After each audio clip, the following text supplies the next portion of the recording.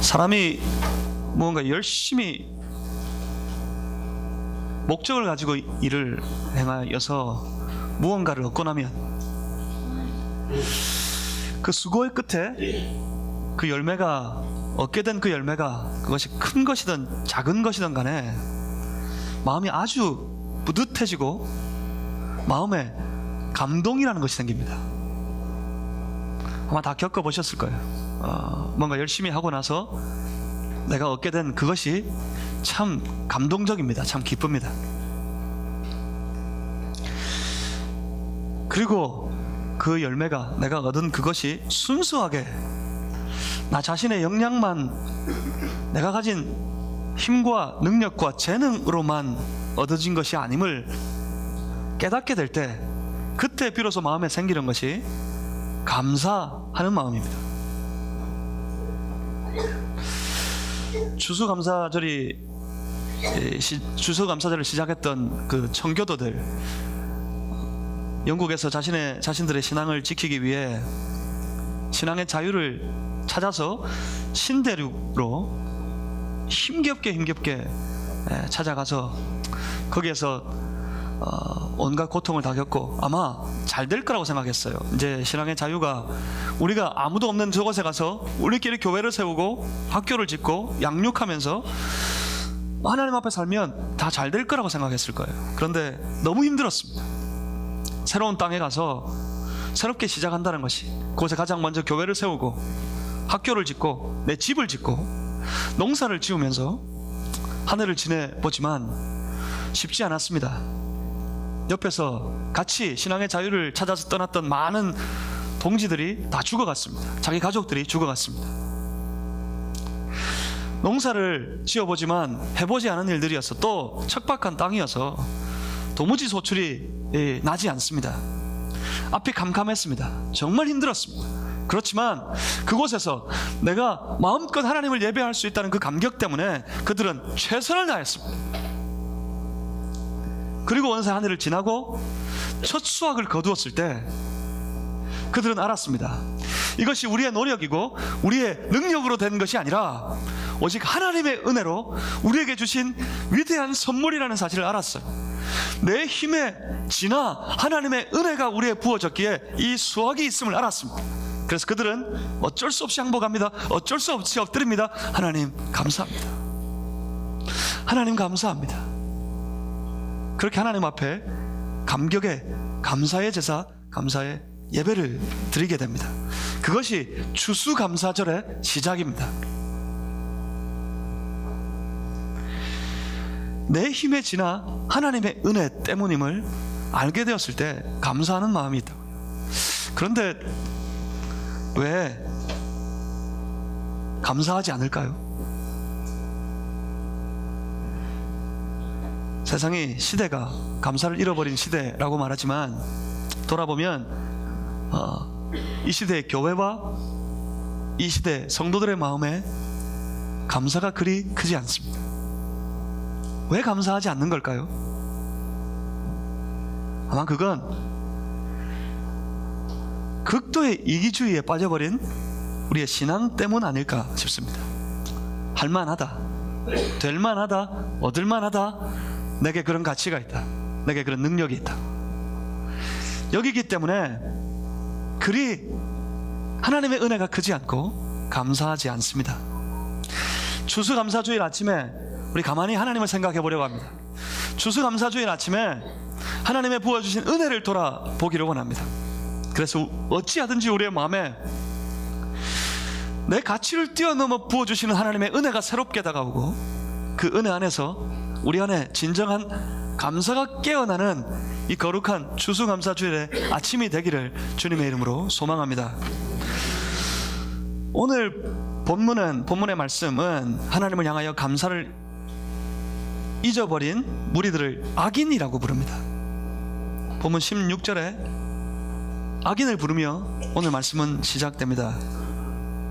그 하나님의 말씀이 악인이라고 부르는 사람들의 모습은 17절을 보시면 네가 교훈을 미워하고 내 말을 내 뒤로 던져버렸다 말씀하십니다. 악인은 그런 사람들입니다. 내 말, 곧 하나님의 말씀을 던져버리는 사람들입니다. 하나님의 말씀을 자기의 삶의 뒤로 던져버렸습니다.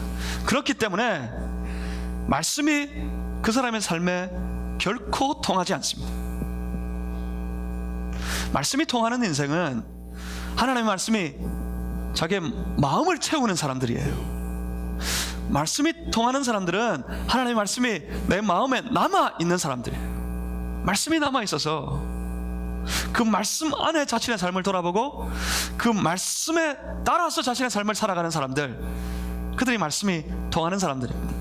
말씀을 뒤로 던져버리는 이들, 하나님이 악인이라고 부르시는 이유는 결코 그 삶이 하나님의 말씀을 따라 세워지는, 하나님의 말씀이 통하는 삶이 되지 못하기 때문에 그렇습니다.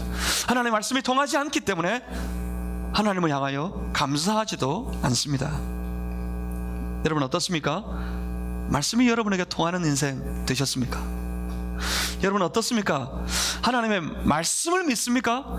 여러분 어떻습니까? 말씀하시는 하나님을 신뢰하는 믿음이 여러분에게 있습니까? 오늘 우리가 하나님 앞에서 예배드리면서 스스로 주의해 보아야 할 것이 이것입니다. 흘러보내지 않도록 하나님의 말씀이 선포되어지는 우리 하나님의 말씀이 여러분의 마음을 그냥 지나쳐 흘러 넘어가지 않도록 여러분 주의하셔야 합니다. 여러분 가슴을 향해 선포되어진 그 말씀을 여러분 삶의 뒤로 던져버리지 않도록 여러분 주의하셔야 합니다.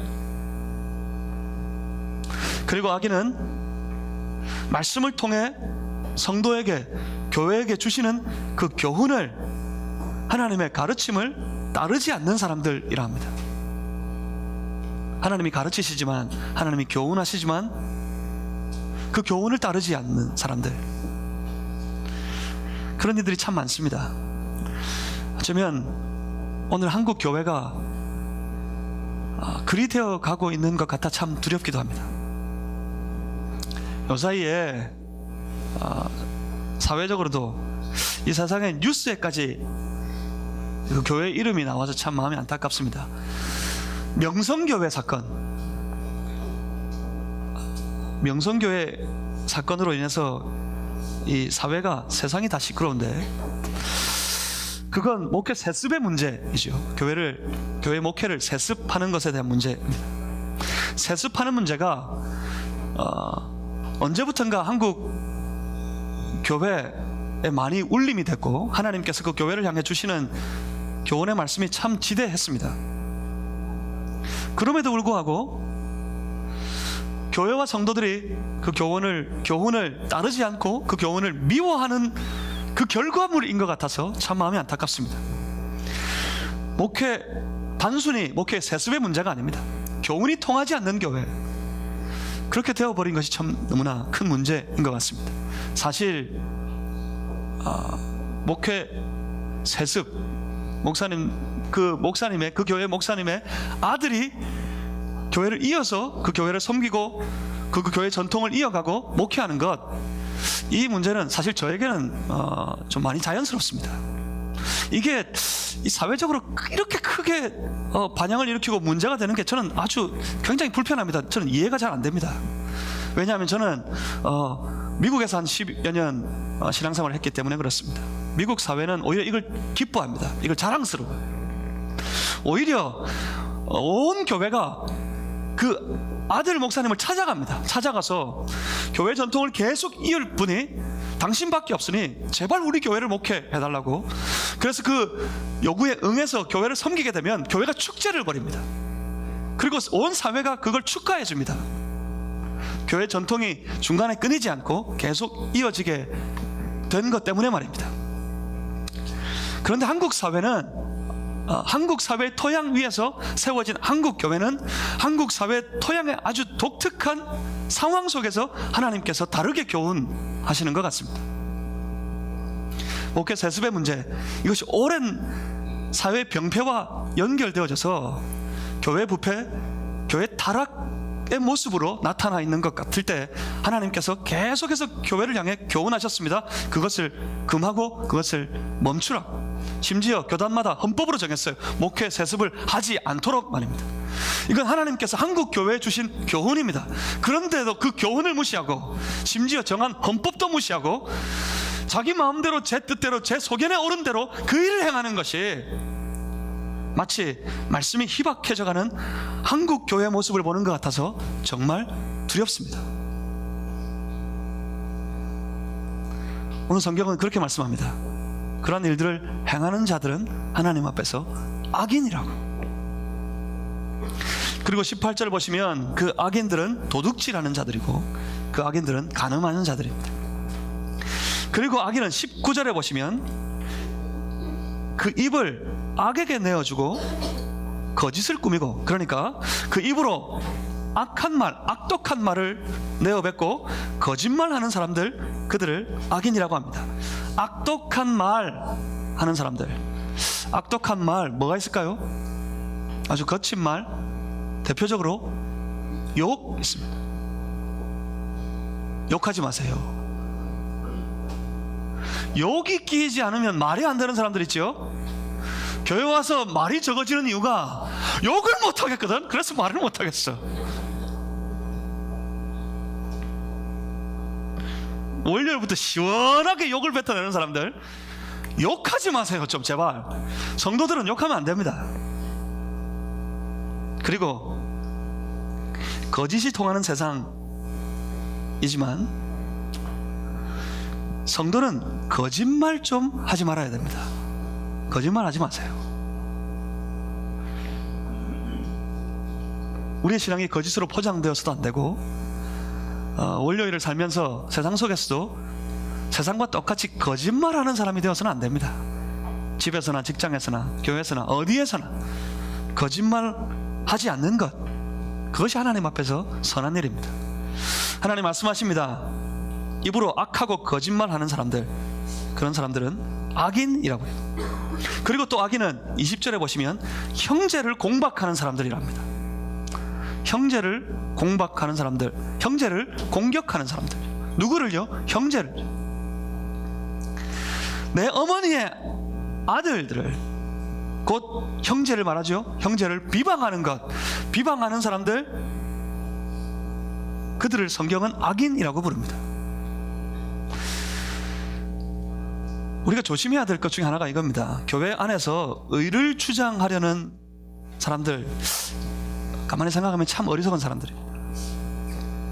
의는, 우리에게 주신 의는 하나님께서 의로워야 한다고, 하나님께서 의를 행하여야 한다고 우리에게 선포하시고 말씀하실 때 우리에게 당부하신 그 의는 세상을 향해 나아가는 겁니다.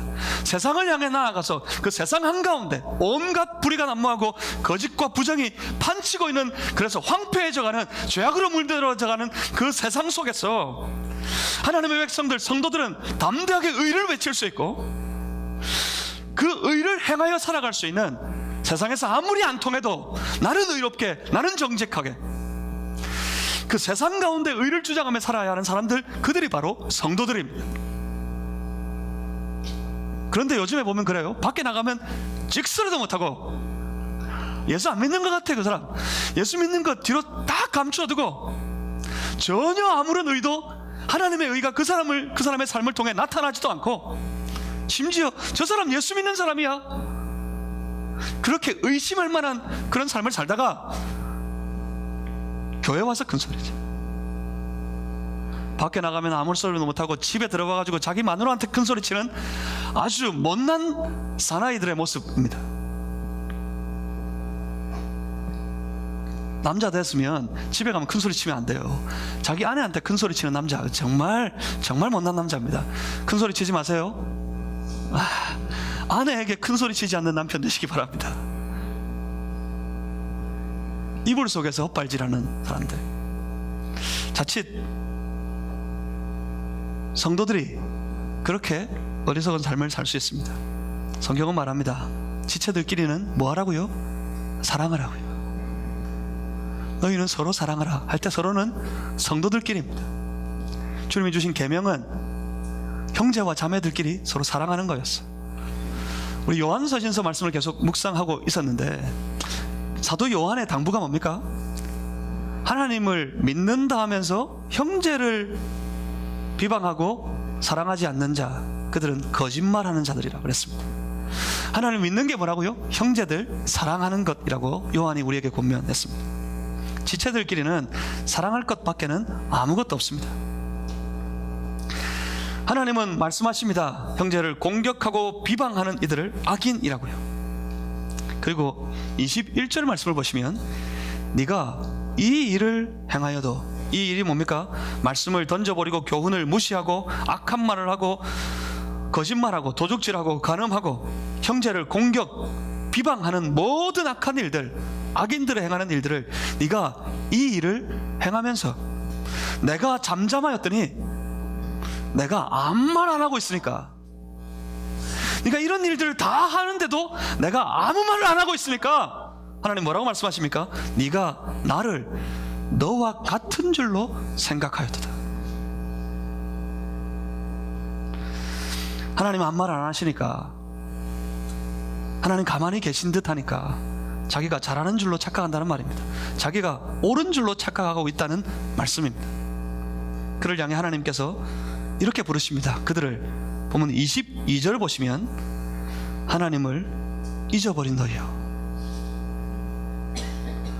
하나님이 오늘 이 시대 이 땅 가운데 세워진 교회와 성도를 향해 이렇게 부르실까봐 저는 너무 두렵습니다. 오늘 우리 교회와 우리 성도들 함께 예배드리는 우리 성도들 향해 하나님께서 이렇게 부르실까봐 이 종은 너무 두렵습니다. 하나님을 잊어버린 너희. 누구를 부르시는 거예요? 이스라엘을 부르시는 거예요. 누구를 부르시는 거예요? 하나님의 백성들, 하나님의 아들, 하나님의 딸들, 하나님의 자녀들을 부르시는 말씀이에요. 하나님을 잊어버린 너희요. 그들에게 이렇게 도전하십니다. 이제 생각하라. 그 뒤에 말씀을 이어서 보면 그거지요. 내가 찢어버리기 전에, 하나님을 잊어버린 너희는 지금 생각하라 하십니다. 뭘 해야 될지를, 하나님 앞에 주의 자녀, 주의 성도들이 무엇 해야 될지를 생각하라고 말씀하십니다.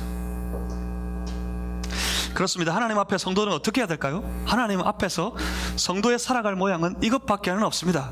보면 23절입니다. 감사로 제사를 드리는 자, 감사로 제사를 드리는 자, 오늘 본문 가운데 보면 악인에 반대되는 사람들입니다. 악인에 반대된 사람들, 그들이 누굽니까? 그들은 바로 제사하는 자, 예배하는 자들입니다.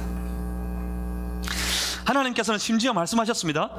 하나님께서 이 땅에 사람을 창조하신 이유가 하나님께 예배하기 위해서, 하나님이 자기 사람들을 구별하시고 선택하여 부르신 이유가 하나님께서 찬송을, 하나님께서 예배를 받으시기 위해서 하나님께서 창조하셨다고 말씀하셨습니다. 창조되어진 사람들, 그들 중에 특별히 구별되어져서 예수를 믿게 되고 하나님의 백성이라 자처하게 된 사람들, 그들에게 하나님께서 요구하시는 것이 딱 하나 있는데 그건 바로 제사, 하나님을 향한 예배입니다. 예배가 뭡니까? 예배는 하나님과의 사귐입니다. 예배는 그 하나님과의 사귐의 현장입니다. 그 하나님과의 사귐이 있는 그곳에서 하나님을 향하여 섬기는 모든 일들이 다 예배입니다. 예배는 그 하나님을 향한 찬송이고 그 하나님에 대한 고백이 바로 예배입니다. 그런데 오늘 본문 가운데 우리 분명히 알겠습니다. 하나님이 가장 원하시는 것은 하나님 앞에 의로운 것, 하나님 앞에 선한 것, 하나님 앞에 악인되지 않는 것은 제사하는 것, 예배 드리는 것 알겠습니다. 그러니까 예배 말고 딴 거 하려고 하면 안 돼요. 그러니까 목사님 이만저만 해서 이번 주에 이렇게 됐어요. 뭐 제가 어떻게 하겠습니까? 제가 뭐 수갑을 채워 놓을 수도 없고 발을 교회에 묶어둘 수도 없고. 그래, 왜? 알겠습니다. 그렇지만 예배 말고 김장 담그는 거 옳지 않습니다. 예배 말고 여행을 먼저 가는 것 옳지 않습니다. 성도가 가장 먼저 해야 될 것, 성도가 하나님 앞에 해야 될 것이 뭐라고요? 예배예요. 예배를 기억하셔야 됩니다. 주의를 거룩하게 지키는 것, 그건 다른 거 말고 하나님 앞에 예배 드리는 것입니다.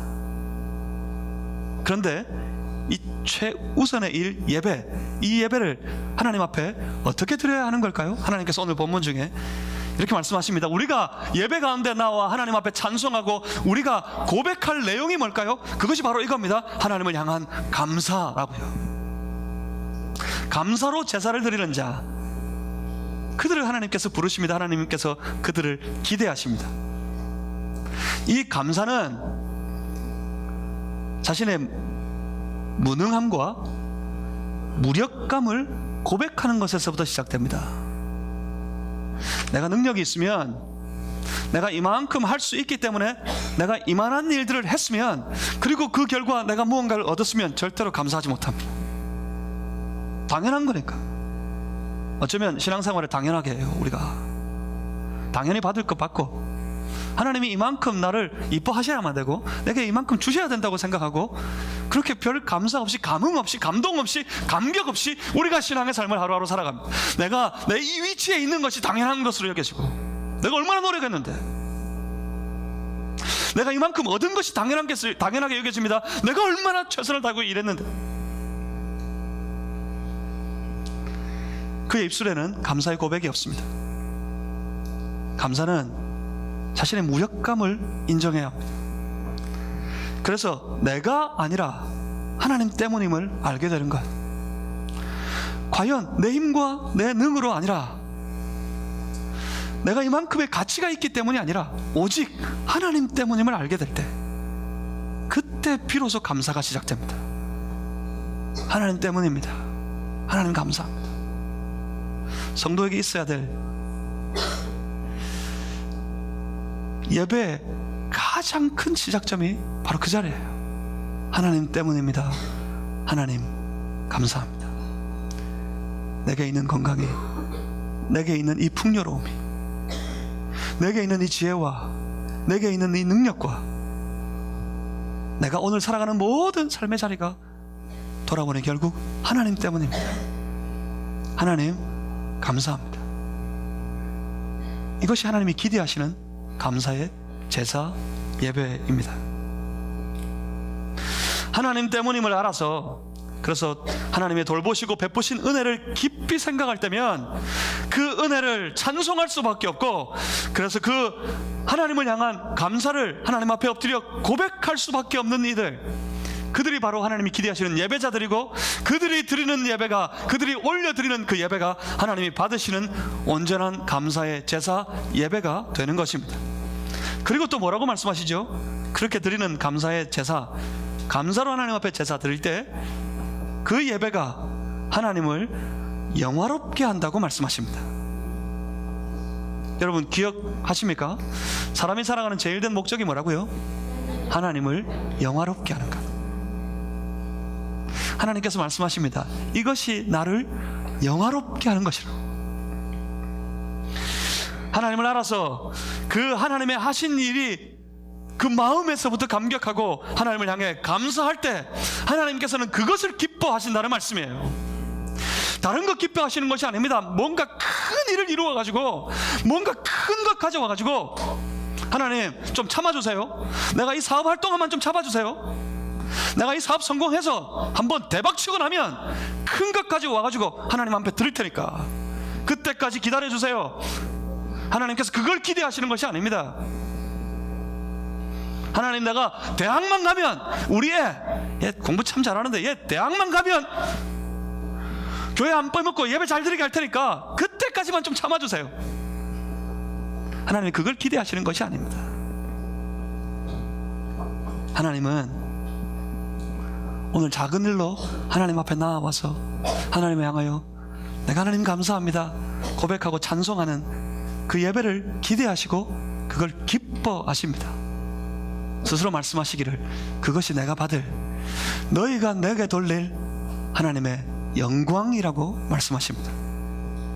여러분의 모든 삶이 하나님께 영광, 오직 하나님을 영화롭게 하는 삶이 다 되시기를 주님의 이름으로 축복합니다. 어떻게, 무엇으로 하나님께 영광을 돌릴 수 있습니까? 영광 돌릴 만한 그런 거리들이 여러분에게 있습니까? 그건 오직 다른 것 아니라 감사뿐입니다. 그런데 감사하기 위해서는 생활이 있어야 됩니다. 생활이. 그냥 감사하는 것이 아니에요. 우리의 생활 속에 하나님의 은혜를 누려야 합니다. 언젠가 아주 이 번화한 도심 거리에서 안절부절해서 무언가를 막 열심히 분주하게 찾고 계신 한 어르신을 만났습니다. 제가 그냥 지나치기가 좀 어려워서 왜 그러세요 어르신? 했더니 이분이 쪽지를 하나 보여주면서 여기를 찾는데 도무지 길을 못 찾겠다. 마침 제가 아는 곳이어서 그분 모시고 그 목적지까지 바래다 드렸습니다. 그랬더니 그 어르신이 하는 말이 딱 한마디입니다. 신사 양반 감사합니다. 제가 뭐 다른 것 그것 말고 다른 걸 저도 기대한 것이 아무것도 없습니다. 어떤 사람은 뭐 이렇게 가르쳐주면 그냥 뭐 당연하다는 듯이 이렇게 씩 한번 쳐다보고 그냥 가는 사람들이 있어요. 그럼 괜히 화가 나. 뭐 괜히 친절을 베풀어줬다 싶고 괜히 화가 나요. 아무것도 기대 안 합니다. 아무것도 기대 안 했습니다. 그분이 감사합니다 한마디 그 말에 제 마음이 참 기뻤어요. 그리고 저도 사실 바쁜 중이었기 때문에 열심히 제 길을 갔습니다. 마음에는 기뻤습니다. 하나님께서 우리의 삶 속에 우리의 생활 속에 온갖 은혜를 선물로 다 부어 주시면서 하나님께서 기대하시는 것이 아무것도 없습니다. 딱 한 가지, 우리의 생활 가운데 채우시고 도우시고 베풀어 주시는 그 놀라운 은혜들 가운데 하나님께서 딱 한 가지 기대하시는 것이 있습니다. 하나님 감사합니다. 왜 우리가 이걸 잊어버렸을까요? 하나님 감사합니다. 하나님은 그의 삶에 채워주시는 온갖 은혜 가운데 오직 그 감사를 기대하십니다. 성도가 고개를 하늘을 향해 들고 하나님 앞에 감사를 드리면 하나님은 하늘에서 그것을 받으실 때 그 마음에 기뻐하십니다. 그리고 그걸 스스로 누리실 영광이라고 여기시는 것 같습니다. 그래서 말씀합니다. 감사로 제사를 드리는 자 나를 영화롭게 하는 자들이라. 그렇습니다. 하나님께서는 그 영광을 받으십니다. 우리의 감사는 하나님께 영광이 될 겁니다. 그러면 감사가 우리 성도들에게는 뭔가요? 여러분 하나님 감사하십니까? 왜? 언제? 어떻게 감사하십니까? 감사가 뭡니까? 감사는 한마디로 말하면 좋은 거예요.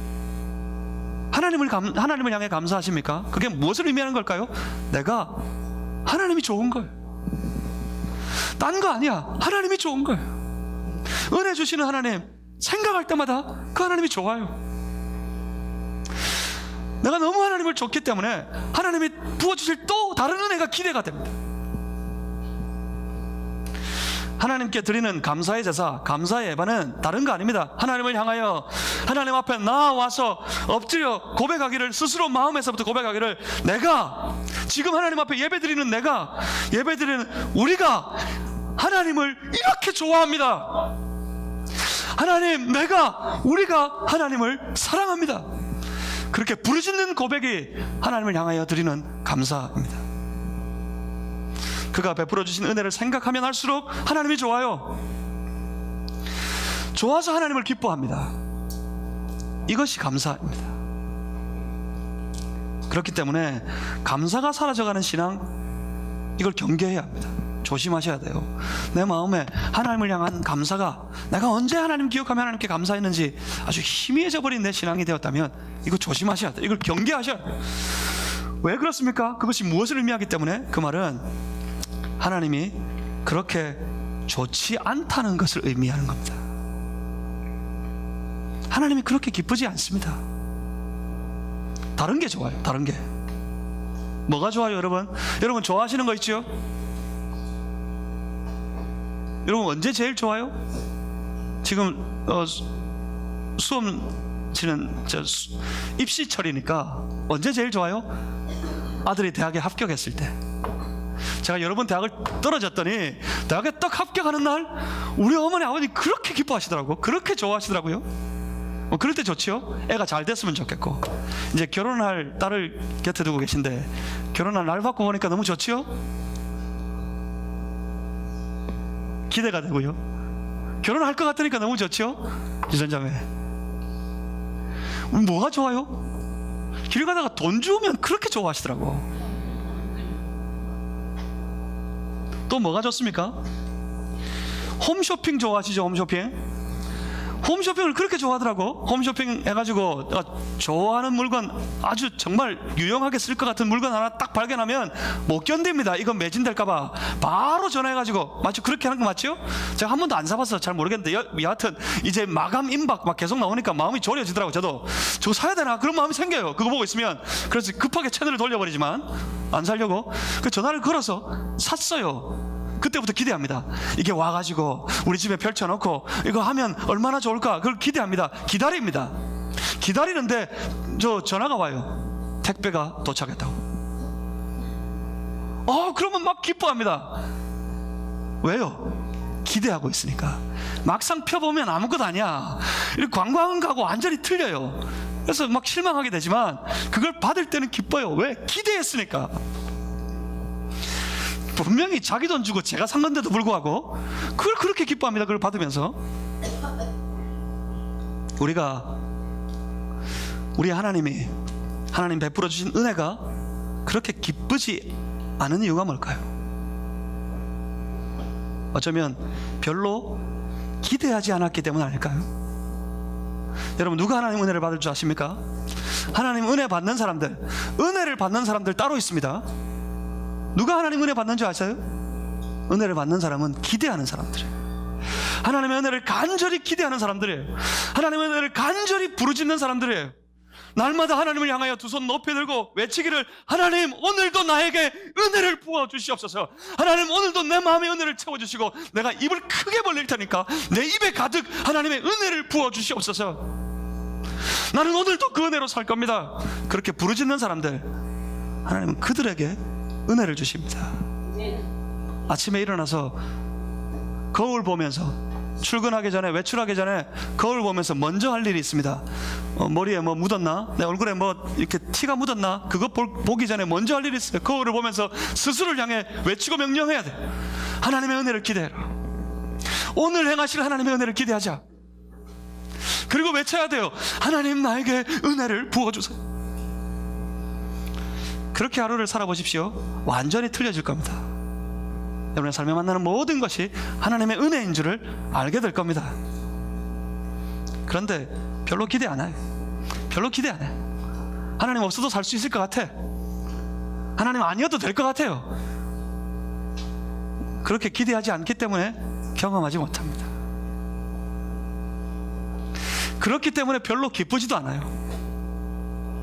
그래서 어떻게 될까요? 그래서 감사하지 않습니다. 하나님 좋으면 별게 다 기쁩니다. 별게 다 감사합니다. 힘들어도, 고통 가운데도 하나님의 은혜를 깨닫습니다. 하나님의 은혜를 발견합니다. 그래서 감사합니다. 며칠 전에 우리 교회 김장을 했습니다. 바닥에 쭈그려 앉아가지고 배추에 양념을 치대는데 참 힘들더라고요. 다리에 쥐가 나고. 밴드에서 사진을 보신 분 아시겠지만 저 앉아서 이제 저도 같이 김장을 담궜습니다. 목사님 이제 그만하세요. 그러면 제가 못 이기는 척하고 그만했을 텐데 아무도 그만하는 사람이 없어. 뭐라 그러는지 아세요? 목사님 같이 하니까 너무 좋아요. 그럼 그거 어떻게 해요? 제가 끝까지 할 수밖에. 다들 힘들게 너무 수고들 많이 하셨습니다. 어떤 권사님은 김장하고 난 다음에 몸살 나셨답니다. 근데 사람들 하는 말이 참 기쁘더랍니다. 어떤 권사님이 또 그래요. 이렇게 모여서 봉사하니까 마음이 너무 기쁘다고요. 봉사 중에 하나님의 은혜를 누리는 거죠. 그래서 기쁜 거죠. 그리고 고백합니다. 하나님 감사합니다. 지난 목요일 너무 추웠습니다. 오늘도 춥지만 지난 목요일 상당히 추웠어요. 아침에. 그런데도 빨간 바옷을 들고 전도하러 성도들이 나갔습니다. 추위에도 아랑곳 없이 나가서 복음을 전합니다. 제가 빨간 바옷을 펼치고 그것에 복음 전도할 때 하나님 앞에 기도한 것 3가지가 있습니다. 지금도 여전히 전 그걸 세 가지를 기대합니다. 하나님, 우리가 복음을 이곳에서 펼쳐서 그 땅에서 복음 전할 때 이 땅을 주장하고 이 땅을 장악하고 있는 악한 원수 마귀 사탄의 모든 사슬이 끊어지고 바로 그 자리 성령의 역사가 나타나고 그 땅이 하나님의 나라가 되게 해주세요. 이 세 가지를 기도합니다. 그리고 이 세 가지를 기대합니다. 그런데 가만히 보니까 그 세 가지가 이루어지기 전에, 날마다 그 일이 벌어지지만 그 일이 이루어지기 전에 함께 전도하는 우리 성도들, 우리 식구들이 마음에 먼저 치유를 받는 것 같아요. 그 추운데도 나와가지고 복음 전하면서 그렇게 기뻐하고 그렇게 즐거워할 수가 없어요. 먼저 우리 안에 복음이 충만해지는 것 같고 먼저 우리가 하나님의 은혜를 누리는 것 같았어요. 추운데 전도하면서 이구동성으로 하는 말, 하나님 기뻐요, 감사해요. 그렇게 즐겁답니다. 그렇게 주를 위해 섬기는 중에 성도는 은혜를 누립니다. 그 은혜 가운데 성도는 기뻐합니다. 그 기쁨이 하나님을 향하여서 감사가 되는 겁니다. 이 기쁨과 감격과 하나님 너무 좋아하는 마음으로 하나님 앞에 날마다 나와서 감사의 제사를 드리는 그런 성도들 다 되시기를 주님의 이름으로 축복합니다. 그리고 하나님께서는 이것이, 이 감사의 제사가 성도가 마땅히 해야 될 가장 옳은 행동이라고 말씀하십니다. 23절 우리 다 같이 한번 23절을 읽어보겠습니다. 23절 다 같이 읽습니다. 감사로 제사를 드리는 자가 나를 영화롭게 하나니 그의 행위를 옳게 하는 자에게 내가 하나님의 구원을 보이리라. 아멘. 그의 행위를 옳게 하는 자, 행위를 옳게 하는 이 무슨 말입니까? 옳게 행동하는 것, 옳은 행동을 하는 이 라고 말씀하시는 겁니다. 그 옳은 행동이 뭡니까? 감사의 제사예요. 옳은 거 좋아하시죠? 성도에게 옳은 게 뭔지 아세요? 이것 말고는 없어요. 성도에게 옳은 것, 성도에게 바른 것, 성도에게 선한 것, 성도에게 해야 될 일들, 하나님께서 명령하신 가장 옳은 일, 그건 하나님 앞에 드릴 감사의 제사밖에는 없습니다.